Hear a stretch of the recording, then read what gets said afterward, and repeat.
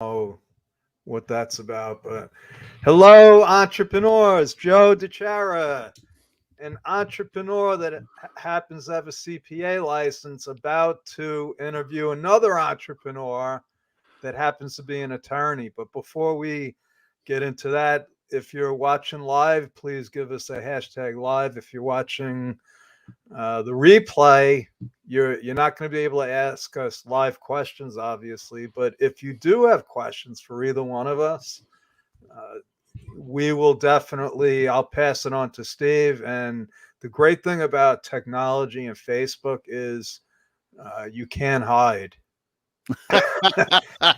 If you put something in that comment, I'm going to know about it and I'll pass it on. But enough about me and the show. I love interviewing entrepreneurs, and like I told Steve, I don't remember ever speaking to him. If we did, it's his fault for not being memorable. I stole that from somebody else, but anyway, I like to just get to know people right off the bat, and we do it live. hmm So this isn't scripted. Is that and I'll swear under oath if I have to. Steve. Are you a trial lawyer? All I know is that you're an entrepreneur that happens to be an attorney, and I could respect that. I've done trial work in my past. I don't do it now. Just as I get older, the amount of stress and work and everything else that goes into trial work is just something I just don't want to do anymore. So I've transitioned into other areas of practice. That's interesting because my son is an attorney and he loves going to court, but I could see, it is stressful. But hmm he's young. He's like 31. I'm like, okay, it just takes time, right? Give them another decade, you'll see. I figured that. Well, most attorneys don't they usually go out on their own? Like a lot of attorneys, if they're entrepreneurial, I guess, or they just see they can make a lot more money. Isn't it like 10 years, and then they get that? That's what happened with me with accounting. Well, I think it depends, Joe, on the kind of person. There are people that have that entrepreneurial itch. They want to work for themselves. They have that kind of self confidence and independence and things like that. Other people take a different path. They may go into public employment or be a prosecutor or a U.S. attorney or an attorney general of the state, or they'll work for a big firm, and they're not interested in being entrepreneurs. They're happy to be employed and practicing law, and that's what they love. And great if that's for them. But I would agree with you that at some point, uh, maybe less than 10 years, depending upon the person, if they have that itch, yeah, they're going to want to go out on their own. I'm just going by, I have a friend that what does she do? She does something with attorneys. She had a lot of attorneys. Some kind of support for attorneys. Okay. But she said, in fact, she was launching a side business just for attorneys that wanted to go out on their own. And Okay. we were going to partner together because I help people set up businesses. But Mm-hmm. okay, so let's talk. You're absolutely right. It always comes down to a scientific percentage of people that are entrepreneurs. We need people like my son that are going to be employees. Mm-hmm. He's probably never going to go out on his own. He did a lot of clerkships for judges, Mm-hmm. supreme, like, and I think he might want to go back into that. I don't know, but that's a government job, and uh, we need attorneys. Put it that way. But we also need entrepreneurs. So let's talk about that. How long did it take you? First of all, where are you? I'm in southern New Jersey, for those who are Oh, okay. familiar with the area of Gloucester County. Yeah, So, okay. Okay. So we're neighbors. I'm on Long Island right now. I'm probably all moving right. back to Queens soon, but we could actually meet face to face. Most of the people I meet now they're in California, Texas, Mm-hmm. so you can't just drive and meet people. So how long did it take you before you realized that you wanted to go out on your own? Well, I passed the bar and started practicing in 1985, and I opened my own office in 2000. So the arithmetic would say 15 years. So maybe I'm on the far end of your curve as far as 10 years are concerned. Maybe I'm I just don't a late know. bloomer. I don't know. I have a small sample size, and uh, I've had plenty of attorneys as clients, and some of them went out after 2 or 3 years, and Mhm. it wasn't pretty. Well, I was lost you somehow. Are you there? Yeah, I'm just getting a spinning thing on my screen. I Uh, think yeah, it's not on my end. Okay, I'm doing something on my end. Well, I was before I left and opened my own firm in 1991. I started working for a firm in the area, and they, I guess the itch was more to be, there you go, a partner in that firm. So I was trying to move Okay, up in the ranks and et cetera. It's a small yeah, firm here, and I realized finally that I wasn't going to get anywhere, and that if it that, was that going to makes happen, I had to make it happen. So I guess I had that itch within your 10-year period. It just, I tried it a different way. When I realized it just wasn't going to work, I moved on and moved yeah. out. I tried that with accounting firms too. Hmm. Uh, but so, are you still practicing, or do you have other businesses? Well, no, I'm still practicing. I can see sort of the light at the end of the tunnel as far as retirement is concerned, but no, I'm still actively practicing. I've started, I guess, a lot of people start their own businesses as a side hustle. Well, I started this business 21 years ago, and now I'm starting a side hustle.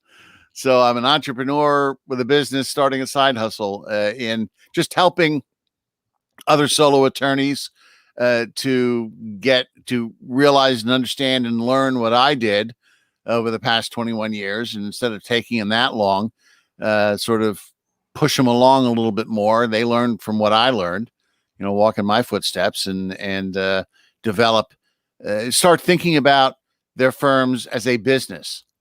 Because I think, and I'm sure you've run into this with CPAs. You talk about you're an entrepreneur that happens to be a CPA. I'm an entrepreneur happens to be an attorney, but so many attorneys, well, I'm a professional. I just want to practice law. And if I do a good enough job, then, and I have a big enough ad in the yellow pages, or whatever it is, the work will come in, and I'll have a good living. But they don't see it as a business. They see it as a professional practice. And because they don't do that, they don't think about it more analytically and more strategically as far as how they market it, the kind of clients they go for, things like that. And I think they make some mistakes just in how they handle the practice, that an entrepreneur might make and understand that there are better choices to be made with how the business is run, and how money is made, et cetera.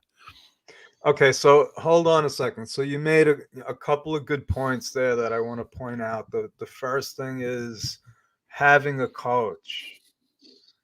Mm-hmm. You know, there's no coincidences. I mean, I've heard that. I keep hearing that. When you say something like, did you ever see a yellow Volkswagen and you never? Then you go outside and you see like 10 of them. That's the reticular activating system. You've been Oh my god! sensitized to notice things. It's like saying, don't think of the color blue. Well, of course, you can't help Right. but think of the color blue, and you look around and you So see the color blue everywhere because your brain's been trained and put on alert to notice it. it could be, or there's just weird coincidences, because one of the Mm-hmm. thing I read this book about Stoics, okay, and Mm-hmm. they're Marcus Aurelius, and you're talking about like 2,000 years ago, and I read 10 of them a day. They're like short paragraphs, Mm-hmm. and I think two of them had to do with coaches. They didn't call them coaches, but it was like, oh, he worked with him and he was a mentor. And then just to like YouTube, who was it? Oh, Les Brown. You know Les Brown? Yes, He musician. spoke today at my friend's mastermind meeting. So I Okay. said, oh, let me listen to his YouTube channel. And he was speaking about coaching. And Mm-hmm. then when he came on live and he was talking about coaching again. So it's almost like, okay, I have a coach. Mm-hmm. People, and so that's the first thing. Attorneys need coaches.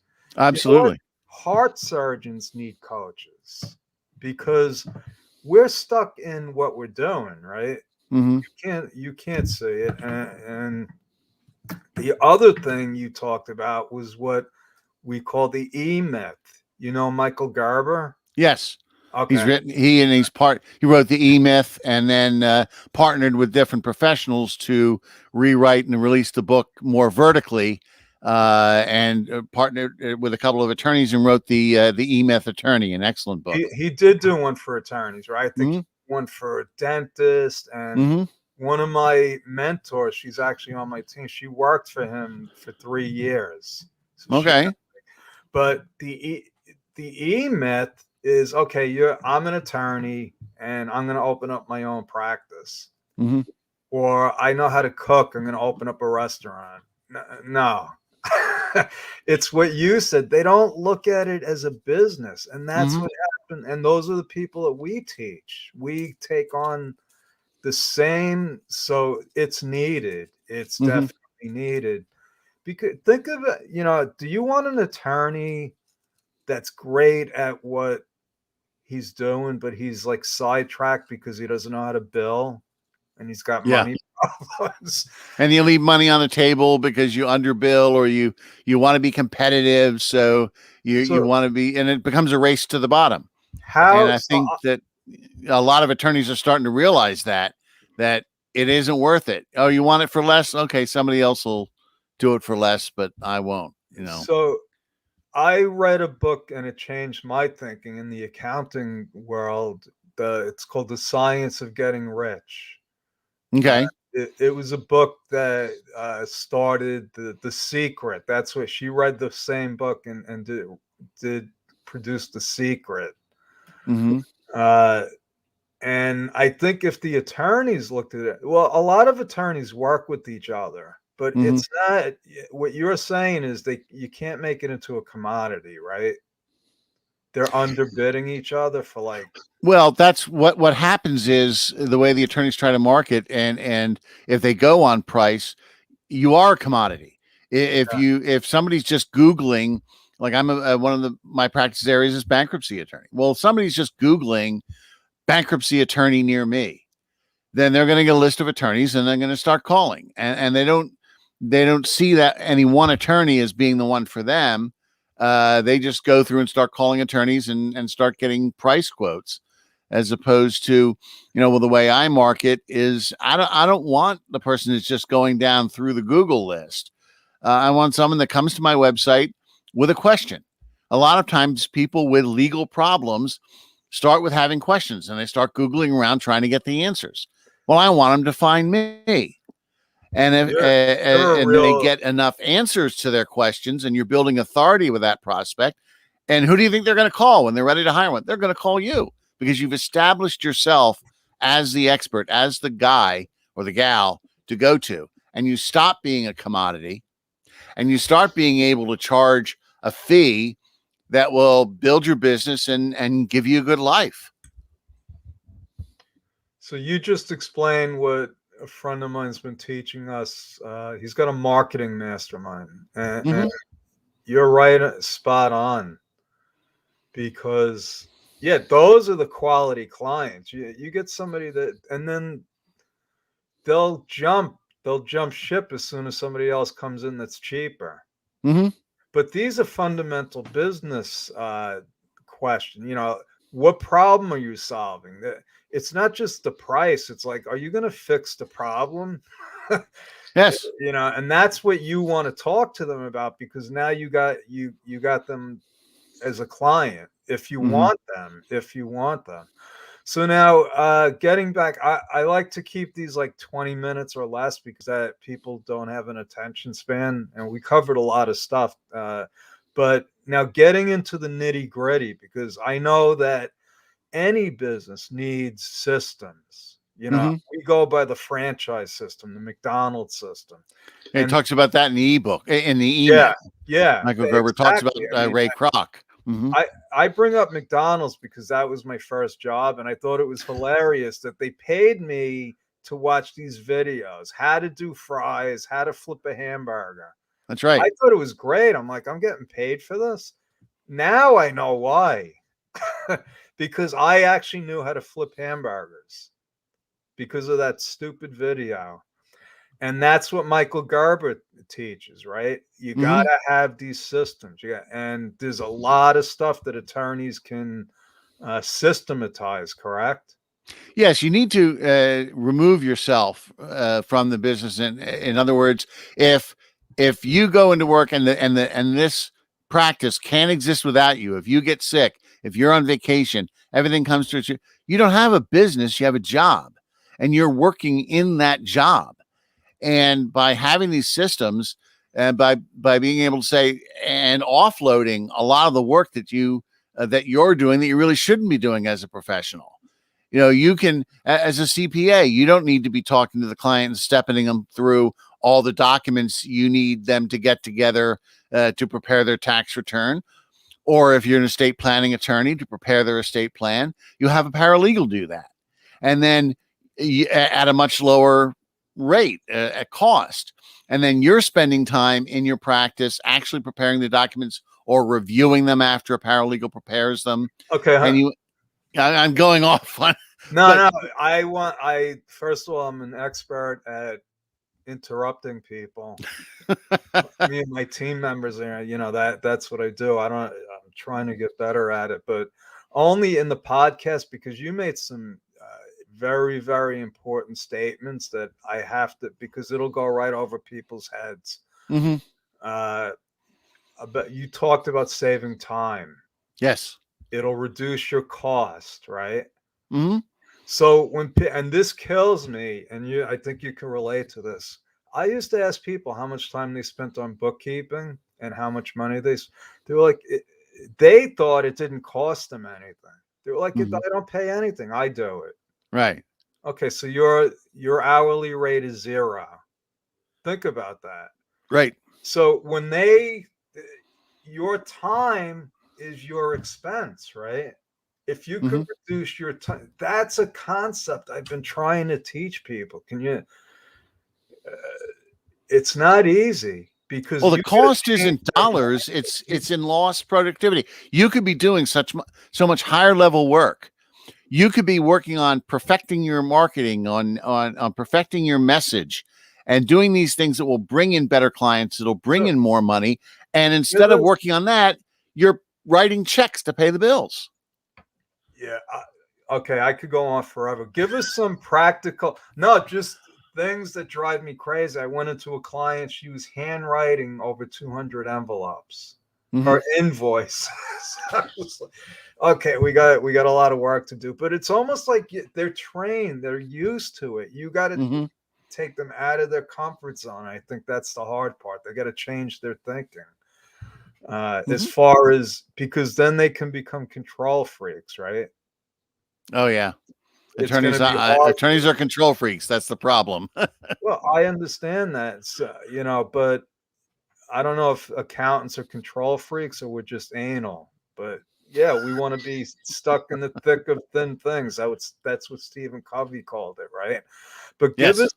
give us some practical tips that uh and it's not just attorneys. I think you're talking to entrepreneurs really. You just happen to know the attorney business. Right. So that's a good fit. And I know a bunch of attorneys, so I'm definitely gonna uh, consult with you, or you'll have to tell us how you can get in touch with how we can get in touch with you. But Sure. give us some like an overview of give us some secrets. Sure. Well, what as to a particular area? I mean, there's all sorts of Well, things, if let's say I was an attorney, tell me something that's gonna want to make me work with you. I think there are a lot of attorneys that there's a saying in the practice of law, the practice of law would be great if it weren't for the clients. and that goes to, and I'm sure you've run into that in as an accountant, as any professional. And the reason there's that saying is we're trying to sell to everyone. We're taking everyone on. Okay. And you shouldn't. Not everybody is your client. And I think one of the things that you can do is, if you have a better idea of who your perfect client is, who is that person that you like to work with? And you can probably go through your files and mark them off and say, yeah, this guy's great. I'd love to work with more people like him, and go through all your files and get an idea of who that perfect client is, and start writing down all the attributes, say age, education, that sort of thing, characteristics. And then when you get a clear idea of who this perfect client is, then market to them with those characteristics in mind, and start and gently repel in your advertising and marketing those that aren't perfect fits. And you start working for people that are better clients, that you enjoy working with, that don't cause stress, that are not price sensitive. So you might have fewer cases, but you have a much higher quality of client, and client that can afford to pay you. So instead of going crazy, working 70, 80 hours a week to try and make $1 working with terrible people or your less than ideal client, work 35 or 40 hours with the people that you really enjoy working with, that can pay you on time and give you a better practice and a better quality of life. Yeah, so I've done this, and one of my principles that I follow is focus. Mm-hmm. And when I learned that, I was like, yeah, this makes sense. If I was selling, I had a client that was actually selling water. She was bottling water. She was selling it as a promotional product. Mm-hmm. They said, well, who are your clients? And she said, everyone. Everyone drinks water. No, that didn't work out. But when I did it, it was easier to figure out, to identify who I didn't like working with. Because it's not always easy to say, oh, yeah, I like working with them. And then you got to say why. I was like, because there were more people that I didn't like working with than I did. Mm-hmm. And it came down to and then it was a couple of people. We have different avatars, right? Mm-hmm. And then you got to say, okay, what's their problem? But without that, you can't drill down. How do you have a marketing message, right? I didn't know that. And that's key. And each practice area and each type of problem that you solve has a different avatar. You can't just say, well, these are the types of people I like to work with and deal with in general, but you have to focus it in on each practice area, because they'll be different, and constantly review it and constantly update it every 6 months to a year at the least. Okay, yeah, because things change, right? That's right. I heard bell bottoms were in a couple of years ago, and now they're out again. But and now Pokemon is coming back. Okay, so that's one thing that's excellent. What would you call it? Direction. I don't call it advice anymore. People need direction. And so so you sold me. I'll go to your website. I'd like to learn more about you. How do I do that? Well, my website is at www.stephenjrichardson.com, Stephen with a V. Can you put that in the chat? Yeah, I can put that in. You can put it in the show I would notes. do it, but I can't talk and type at the same time. I've had some friends that were actually typing while they were looking at me, and I said, how did you do that? I'm not that good at touch typist. And of course, the website will get you other contact information. I mean, it's not too hard to figure out. My email address is steve@stephenjrichardson.com. Right. And I'm also on Friday launching a book that should be available through Amazon and Barnes and Noble. It's called see if we can see it. Getting Off the Hamster Wheel is the title of the book, because that's, that's how I felt. I used to feel. I know a lot of solo attorneys and small firm attorneys out there. They feel like they're on a hamster wheel, constantly working and working and working, and they never seem to get anywhere. So this book is about how to get off the hamster wheel. I did this exercise, and it's funny because my friend has he wrote a book about how to write a book, and he does it on Post-its. Okay. So I did it. I said, because I had this memory of one of my clients and how, and it was great, and then it didn't work out. And then I had another, long story short, I kept doing the same thing over and over again, like every 4 years. Mm-hmm. I was signing up with the same kind of client, and I was like, oh my God, I had to change the cycle. Right. But the hamster wheel, that's what I was on. And it was like a slow hamster wheel, if that makes sense. Yeah. So I can send you the link to when it's on Barnes and Noble and everything, so you can put it in the show notes. If you're not in my Facebook group, find me, and you could post it in my group. I love stuff like that. Okay, I can send it to your assistant as well. Okay. Yeah, that's a good idea. And then she'll post it. So somebody will post it. Not me. See, there you go. Not you. You have people for that. And then that's part of being the entrepreneur is you as the business owner, as the entrepreneur, need to concentrate on the big thinking and let the routine stuff and everything else to other people who can do it. So I'll give you an example, and you could appreciate this. If you would like to be on this podcast, Steve, how did you get on this podcast? I had you on my podcast. Okay. Don't you remember? No, I said I was on. Okay, now I remember. No, I'm joking. But I didn't get you on here. Corrine got you on here, right? She reached out. She reached out to me about you being a guest on my podcast, and that's how in our chats and everything we talked. She said, "Hey, why don't you come on mine?" I'm like, "Great, sure." She actually got me on your podcast, so that's the point. We have people.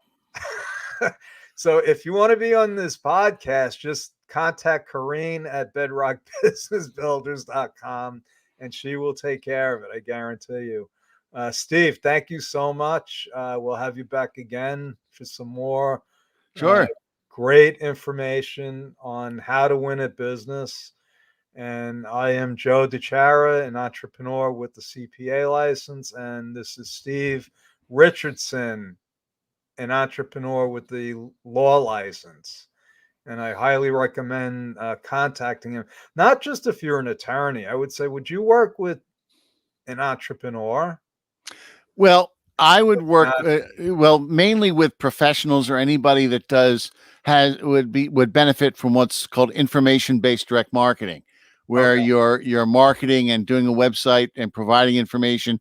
So professionals like lawyers, doctors, accountants, things like that, where they're building out marketing based on knowledge and information that people are seeking. So, and also we should mention this because do attorneys have like limits on what they could say in their ads? You're breaking up. I'm having trouble. Okay. You were breaking up. I didn't quite hear your question. Like financial people, they have limits on what they can say in their marketing, right? Well, the ethics rules change from state to state on attorney advertising. New Jersey has their rules. Florida has their rules. And some are more are looser. Some are stricter. So you really have to go. And I kind of leave it up to the individual attorneys. Look to your ethics rules on what you can do and adapt it there. Okay. But New Jersey's pretty reasonable. I don't think they're that restrictive. Okay.